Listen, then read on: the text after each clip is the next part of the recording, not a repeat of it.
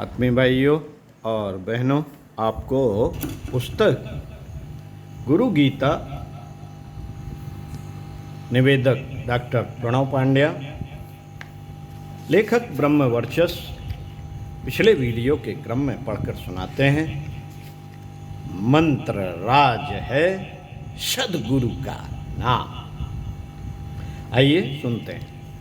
गुरु गीता के गायन से गुरु भक्ति जागृत होती है, शिष्य में समर्पण की सजलता पनपती है। ज्यों ज्यों इसकी प्रगाढ़ता बढ़ती है, त्यों त्यों शिष्य की चेतना अपने गुरुदेव में विलीन हो जाती है। शिष्य गुरुमय हो जाता है। यह सब प्रभाव प्रताप गुरु गीता का है। गुरु गीता का है। धन्य है वे जो इसका निरंतर पठन चिंतन व मनन करते हैं। गुरु भक्ति का यह शास्त्र सभी भांति से अद्भुत अनुपम है। जो अनुभवी हैं वे इसके मर्म को जानते हैं। जो अनुभवी हैं वे इसके मर्म को जानते हैं। जिन्हें अभी इसका अनुभव नहीं मिला, वे प्रयास करने पर इसका स्वाद चख सकते हैं। शिव के वचन आदि माता पार्वती के द्वारा श्रवण से उपजा यह शास्त्र अनेक आध्यात्मिक रहस्यों से भरा है। इसके प्रत्येक मंत्र में सद्गुरु की कृपा का अमृत है। अमृत सिंचन के उपर्युक्त मंत्र में गुरुगत प्राण शिष्यों ने पढ़ा कि श्री गुरु की कृपा दृष्टि से ही इस जगत की सृष्टि हुई है। जगत के सभी पदार्थ इसी से पुष्ट होते हैं। सत्शास्त्रों का सार मर्म इसी में समाया है। गुरुदेव की कृपा दृष्टि की अनुभूत होने पर पता चलता है कि जगत की सभी संपदाएं व्यर्थ हैं। जगत की सभी संपदाएं व्यर्थ हैं। गुणों को विकसित इस दृष्टि से ही शिष्य के अवगुण भूलकर परमार्जित होते हैं। तत्सत्ता यही है। इसी से साधक में एकत्व से युक्त समत्व दृष्टि विकसित होती है। गुणों को विकसित करने वाली, मोक्ष मार्ग को प्रकाशित करने वाली, सकल भुवनों की स्थापना का परम कारण यही है। सद्गुरु की दृष्टि में ही पुरुष प्रकृति एवं अन्य 24 तत्व समाये हैं। समष्टि की रूप माला व जीवन के सभी नियम काल सभी कुछ गुरुदेव की कृपा दृष्टि में समाहित हैं। मित्रों, गुरु कृपा और गुरुदेव के नाम की महिमा के एक नए आयाम को उद्घाटित करते हुए भगवान शाम सदाशिव माता पार्वती से कहते हैं,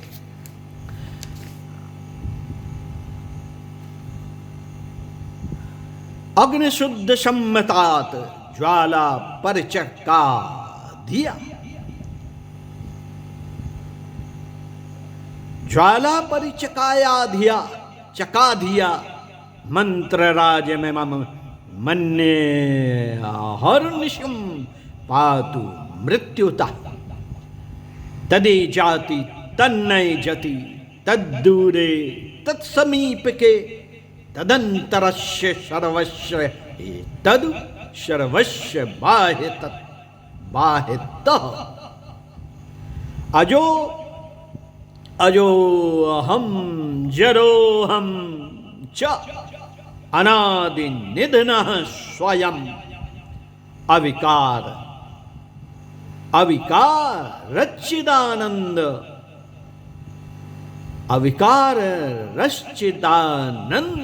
अणियान महतो महान। हे देव, सद्गुरु का नाम परम मंत्र है। यह मंत्र राज है। इसका जप करने से बुद्धि अग्नि में तपाए स्वर्ण की भांति शुद्ध होती है। इसके स्मरण चिंतन से निरंतर मृत्यु से रक्षा होती है चलते हुए या बैठे हुए, दूर होने पर, पास रहने पर, बाहर होने पर अथवा अंदर रहने पर गुरु नाम का यह महामंत्र समूची सामर्थ्य से रक्षा करता है। जो इस मंत्र राज की साधना करता है उसे अजन्मा, अमर, अजर, अनादि, मृत्यु रहित, निर्विकार चिदानंद, अणु से भी सूक्ष्म और महत से भी विराट आत्म तत्व की निरंतर अनुभूति होती रहती है। गुरु गीता के इन मंत्रों में साधना के कई गंभीर रहस्य समाये हैं। इन मंत्रों में जिस साधना विद का सांकेतिक वर्णन है उसकी विस्तृत चर्चा कई तांत्रिक ग्रंथों में मिलती है। इसकी विस्तार से विवेचना तो एक अलग लेख की विषय वस्तु बनेगी, जिसे श्रद्धालु शिष्यों के अनुरोध पर फिर कभी दिया जाएगा। परंतु यहाँ संक्षेप में सद्गुरु नाम के महामंत्र का उल्लेख अवश्य किया जा रहा है। इसे ही भगवान भोलेनाथ ने परम मंत्र एवं मंत्र राज कहा है।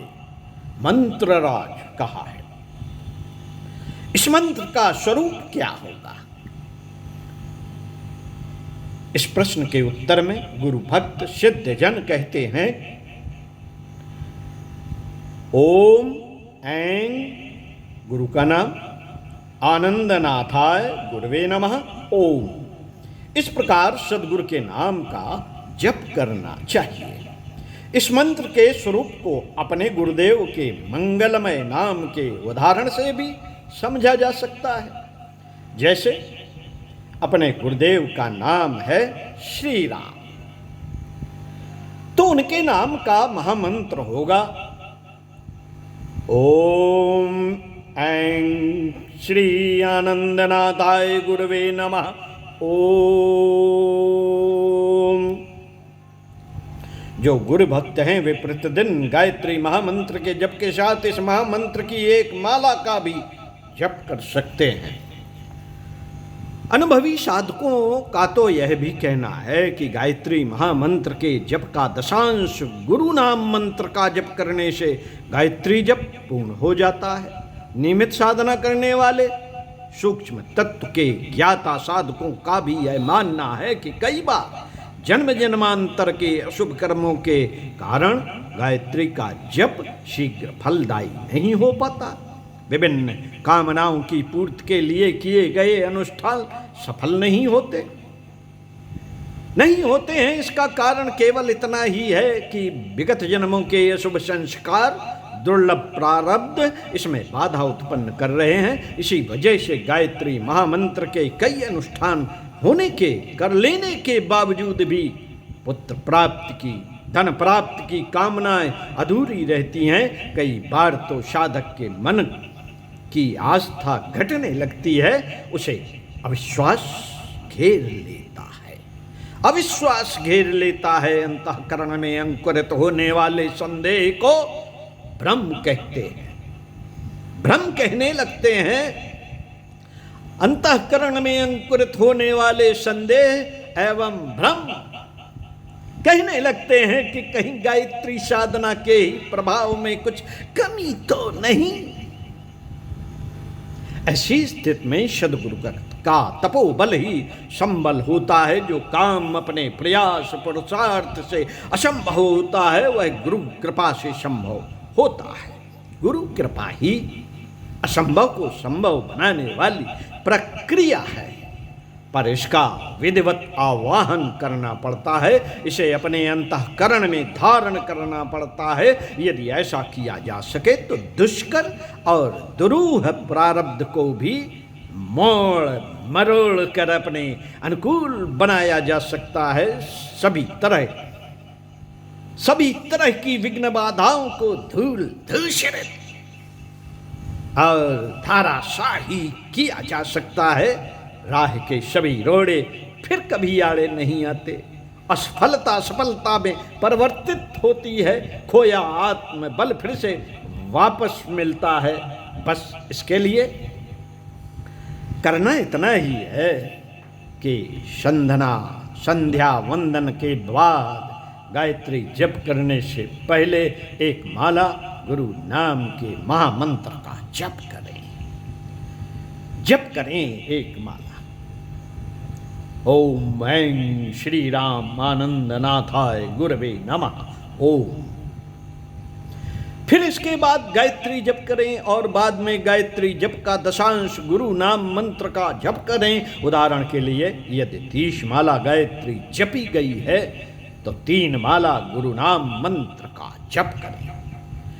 कई तंत्र ग्रंथ यह भी कहते हैं कि प्रत्येक 10 माला के बाद 1 माला गुरु नाम मंत्र का जप किया जा सकता है।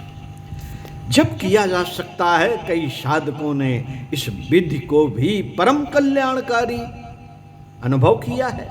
इस विधि से की गई साधना न केवल लौकिक उपलब्धियां एवं सफलताएं प्रदान करती हैं, बल्कि अलौकिक आध्यात्मिक सफलताओं के भी भंडार खोलती हैं। इस तरह नियमित निरंतर की गई साधना से साधक को आत्म तत्व की अनुभूति होती है, उसका जीवन कृत्य एवं कृतार्थ होता है। कृतार्थ होता है। गुरुदेव के तपोबल को और अधिक शिष्य कैसे आत्मसात करें, इसकी चर्चा अगले मंत्रों में की गई है। अगले मंत्रों को अगले वीडियो में पढ़कर सुनाएंगे। भावनाओं का ही सद्गुरु की परम चेतना में विसर्जन। तो साथियों, सुनते रहिए कुछ अच्छा और पढ़ते रहिए कुछ अच्छा।